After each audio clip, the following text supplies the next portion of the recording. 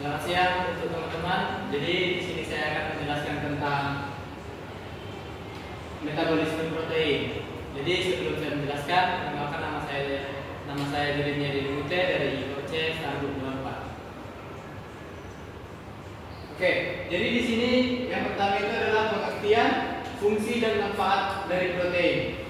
Jadi apa itu protein? Protein adalah senyawa organik kompleks berbobot molekul besar yang terdiri dari asam amino dan dihubungkan satu sama lain dengan ikatan peptida. Protein juga merupakan rangkaian atau polimer dari sejumlah asam amino. Protein terbuat dari suatu pol yang terdiri dari 20 asam amino yang berbeda. Fungsi dan manfaat protein yaitu adalah sebagai enzim, alat pengangkut, pengatur gerakan, penyusun jaringan, protein cadangan, antibodi, pengatur reaksi, dan pengendali pertumbuhan. Jadi di sini kita akan masuk yaitu pengertian metabolisme protein. Apa itu metabolisme protein? Metabolisme protein adalah serangkaian proses biokimia yang kompleks yang terjadi di dalam tubuh makhluk hidup untuk mengelola, mengubah dan menggunakan protein. Secara umum, metabolisme ini melibatkan dua proses utama yang saling berlawanan. Yang pertama, katabolisme protein atau penguraian protein. Yang kedua, anabolisme protein atau sintesis protein. Jadi kita masuk sekarang di tahapan metabolisme protein. Yang pertama itu adalah katabolisme protein atau pemecahan protein. Tahap ini bertujuan untuk memecah protein menjadi unit-unit yang lebih kecil agar dapat diserap dan digunakan oleh tubuh.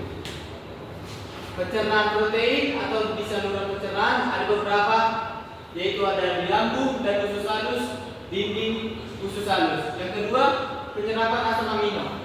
Yang ketiga, pelepasan gugus amino atau biasa disebut deaminasi dan transaminasi. Yang keempat, siklus urea atau biasa disebut detoksifikasi amonia. Yang kelima, perubahan kerangka karbon asam amino. Lanjut kita ke proses metabolisme protein. Protein ini masuk ke dalam tubuh akan mengalami sebuah proses pencernaan dan berubah menjadi asam amino. Pada proses pencernaan ini dihasilkan zat sisa yang berupa feses yang selanjutnya didefekasikan yang melalui anus. Asam amino hasil dari pencernaan selanjutnya akan ditransportasikan oleh plasma darah yang melalui sistem sirkulasi yang menuju ke sel jaringan.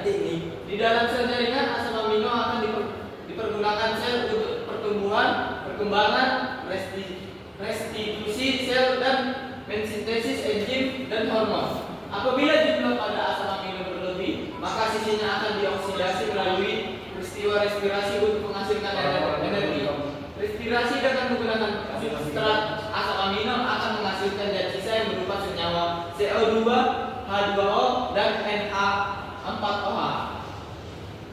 CO2 dan H2O dalam bentuk gas dari sel terangkut oleh plasma darah dalam pembuluh darah yang menuju ke paru-paru untuk diekskresikan keluar tubuh. Sedangkan H2O dalam bentuk cair akan diangkut menuju ke kulit dan ginjal. H2O setelah sampai di kulit akan diekskresikan dalam bentuk keringat, dan H2O setelah sampai di ginjal akan diekskresikan dalam bentuk urin.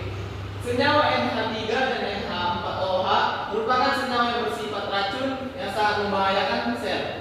Oleh sebab itu, sebelum dikeluarkan harus diubah dahulu menjadi urea di dalam hati, yang sehingga tidak berbahaya bagi tubuh. Dalam bentuk urea, sisa metabolisme ini dipindahkan ke ginjal untuk diekspresikan dalam bentuk urin. Jadi kita sudah masuk dalam tahap transaminasi. Apa itu transaminasi? Transaminasi adalah proses katabolisme asam amino yang melibatkan pemindahan gugus amino dari satu asam amino ke asam amino lainnya.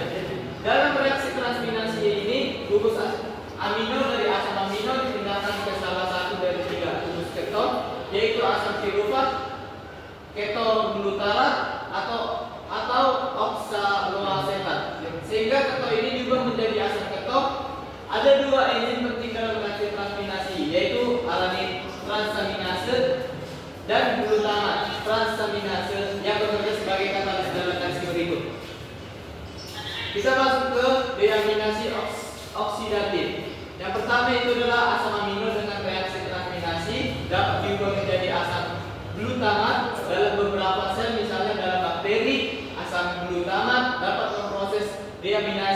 oksidatif yang menggunakan glutamat dehidrogenase. Yang kedua itu asam glutamat plus NAD plus aketoglutarat plus NH4 plus NHDA plus H+. Dalam proses ini asam glutamat melepaskan gugus amino dalam bentuk NH4+. Selain NHD plus glutamat dehidrogenase dapat pula menggunakan NADP+ sebagai aseptor efektor. Oleh karena asam glutamat merupakan hasil akhir proses transminasi, maka glutamat dehidrogenase merupakan enzim yang penting dalam asam amino oksidase dan asam oksidase.